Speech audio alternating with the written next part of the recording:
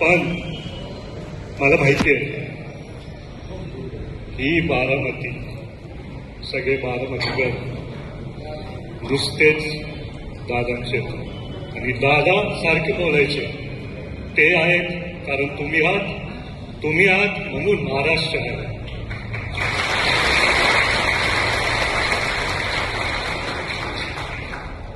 आज मला तुम्हाला सर्वांना एक विनंती करायची.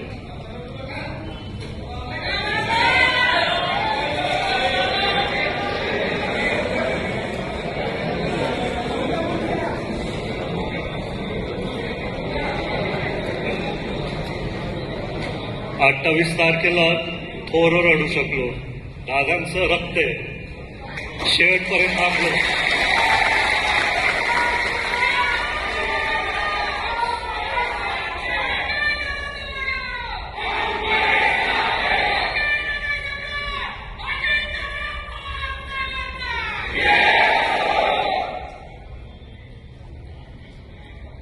कुटुंबच्या समोर रडणार नाही तर कुठे रडणार.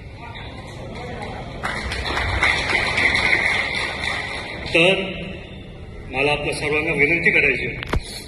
मी आज पण पत्रकारांनी मला प्रश्न विचारले, दादा तुम्हाला काय वाटतं की विरोधकांनी ही निवडणूक लढायला पाहिजे का? लोकसभेत पण मी बोलत आलोय, विधानसभेत पण बोललोय. दादा आपल्यात नसतील पण आपल्या हृदयामध्ये आहेत. त्यांनी शिकवलेले सगळे गुण आपल्या सर्वांमध्ये आहेत. त्याच्यामुळे मी त्यांना बोललो सगळ्यांनाच लढायचा अधिकार आहे, पण बारामतीकरांनी ठरवलेलं आहे, आधी पण ठरवलेलं, आता पण ठरवणार, भविष्यात पण ठरवणार. कारण अनेक वर्षापासून जे विकास काम आपल्याला आजपर्यंत दिसत आहेत त्या आदरणीय दादांमुळे, पवार साहेबांमुळे. मी तुम्हाला माहिती आहे सगळ्या निवडणुकीत पूर्ण पवार कुटुंबाचा उल्लेख केला. याआधी पण आधी भविष्यात पण ते करत जाईल. कारण सगळ्याच पवार कुटुंबातल्या सदस्यांनी, बारामतीच्या सगळ्याच कुटुंबातल्या सदस्यांनी एकत्रित येऊन काम केलं. राजेंद्र काका असू द्या, सुप्रियाताई असू द्या, पवारसाहेब तर आहेत, श्रीनिवास काका असू द्या, दादांचं तर सगळ्यांना कायमच दिसत आलं आजपर्यंत. सुनेत्रा वहिनी असू द्या, त्यातल्या त्यात तुम्हाला सगळ्यांना एक सांगू इच्छितोय की आमच्या पिढीतल्या म्हणजे रोहित दादा, पाहता एकमेकांना मी, आमच्या पिढीतला मीच होतो पहिल्यांदा प्रचार केला 2014 मध्ये. तेव्हा बाकीचं कोणीही नव्हतं. त्या काळात पण खूप छोटं होतं. दादांना कधी वाटलंच नव्हतं की मी एवढं चांगलं भाषण देईल. त्याच्यामुळे दुर्दैव आहे की हे मात्र दादांच्या समोर शेवटचं भाषण होतं. पण मला मनात कुठेतरी चांगलं वाटतं की दादांनी जेव्हा तो उल्लेख केला, हसत उल्लेख केला की माझ्या चिरंजीला भाषण देता येतं. माझा मुद्दा काय आहे की पवार कुटुंबातले सदस्य कधी आधी आले, नंतर मध्ये आले, कशी येत गेले, पण बारामतीची मी आधीपासून बघितले 2014 पासून जे दादांचे कष्ट बघितले तो बदल मी बघितला. विद्या प्रतिष्ठान असू द्या, MIDC असू द्या, आताच कोणतरी बोललो जिराय काय शब्द दादांनी केला ना, तो शब्द काढून टाकला. दादाचं कर्तव्य, दादाचं कामाची पद्धत. आज पण जेव्हा मी सगळ्याशी ती बघत होतो तिथं नुकसान झालं, 15 वर्ष सगळेच तिथं दादांची आठवण का आली?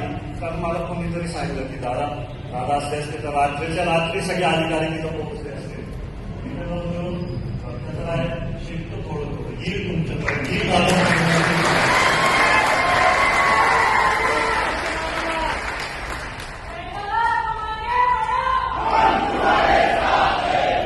आज खरं तर मला एक व्हिडिओ दाखवायचा, किती वेळ लागतो स्क्रीनवर? ह्याच्यावर वेळ लागतो, मी बोलतो ना. नाही तर त्यातल्या त्यात भरपूर विषय जे माझ्याकडे आले त्याच्या संदर्भात मला वाटतं की आपण सर्व चर्चा करू, एकमेकांबरोबर संवाद साधू. पण काय आपल्या बारामतीकरांनी पवारचा आवाज ऐकला आहे तर ते बोलतात ते ऐकायचंच नाही. त्याच्यामुळे सगळे तर माय गोडी चालू झालं.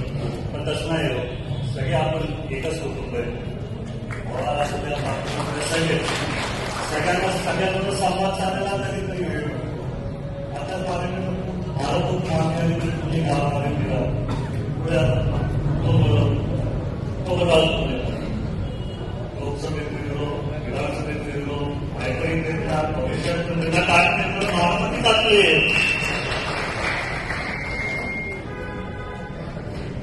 विकास कामं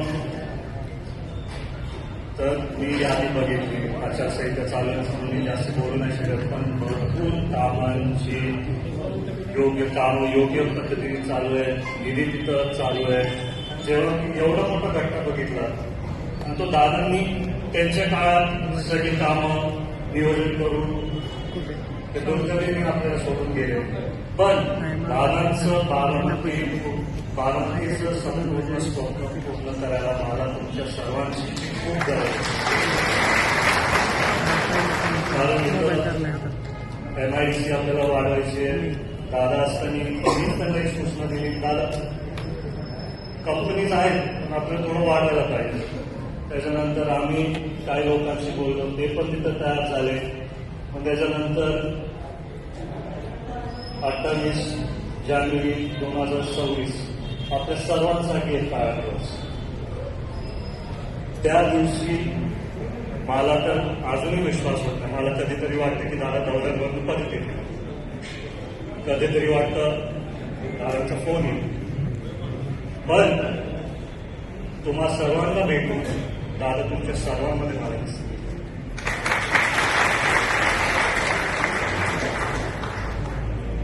मला काय पत्रकारांनी विचारलं की तुम्ही पत्रकार परिषद देणार होता, त्याच्या संदर्भात काय झालं. मला तुम्हाला सांगायचं का, तुम्ही माझं CIDने माझं रक्त घेतलं, DNA चेक करायला. CID अधिकाऱ्यांसाठी बरोबर मी कायम संवाद साधला. ज्या दिवशी दुर्घटना झाली मी आपल्या निवा एसपीला सांगितलं, काहीही करून सचिन पवार येते, सचिन पवार मी सांगत होतो काहीही करून मला ते ब्लॅक बॉक्स होणे पाहिजे. दोन्ही ब्लॅक बॉक्स मिळाले, दोन्ही ब्लॅक बॉक्सचे फोटो आपल्याकडे. पण कारवाई होऊ द्या, अहवाल येऊ द्या. पण नंतर एकदा पूर्ण बाहेर आल्यावरती आपण बोलू. त्यांना मी बोललो, माझे काय मुद्दे होते ते बोलताना मी स्वतःच सांगितले, तर मी परत जाऊन तेच बोलायचं. तर आपण पुढे गेलो, आपण नवीन मुद्दे मांडायला पाहिजे, खरे मुद्दे मांडायला पाहिजे. आता अपघात का घातपात मला माहित नाही. ज्या लोकांनी तो व्हिडिओ बघितला त्यांच्या सगळ्यांच्या मनात शंका आहे, क्लिअर असं होऊ शकत नाही, आपल्या सगळ्यांना माहिती आहे. तर त्याच्यात मी पण तो एक व्हिडिओ टाकला रोहित सिंगचा विमानात झोपलेला, तिथं पण मी लिहिलं यांच्यावरती अटक करा. जोपर्यंत कुठली कारवाई होत नाही तोपर्यंत त्यांना अटक करून द्यावा. तुम्हाला माहिती आहे, जर एक बिल्डिंग पडली, त्याच्या बिल्डिंग मधला स्लॅब पडला, ते तिथल्या कामगारांना काहीतरी इंजिनिअरिंग नाही होऊ शकत, डायरेक्ट मारलं. कुठल्या तरी रेस्टॉरंटमध्ये नाही तर कुठेतरी आग लागली. तर आता गोव्यात काहीतरी झाले, ते दोन मार्गांना लंडनमधून उचलून आले पोलिसांनी. मला कुठेतरी वाटतं या कारणात तिथं का ते मतभेद करायला लागले. पण दादा पण सरकार मी सर्वांनीच महायुतीची सरकार निवडून आणली. त्यातल्या त्यात बहिणी आता उपमुख्यमंत्री, त्यांनी पण त्यांच्या वतीने CM साहेबांना सांगितलं CBI इन्क्वायरी करा. तर आपण थांबलोय, आपण करू, व्यवस्थित करू. दादा कशी व्यवस्थित करायची, वेळ लागायचा पण माहिती पूर्ण घेऊन द्यायची. माझ्या पण मनात मला खूप बोलायचंय, मी पत्रकारांना बोललो फायनल अहवाल येऊ द्या.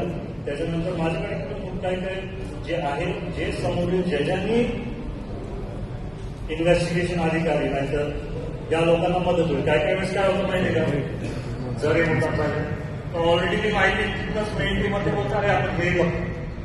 आता 26-17 काय झालं, ते तिकडं आतमध्ये टेरेस बोलतात, कारण काय आपले पत्रकार संदर्भात आहेत, हे घुसले तिथनं ते घुसले. त्याच्याने सगळे तपास यंत्रणांना धक्का बसतो. त्याच्यामुळे मी नाही बोललो. माहिती आहे पण थोडं तपास यंत्रणांना त्यांच्या हिशोबाने व्यवस्थित कारवाई करतो.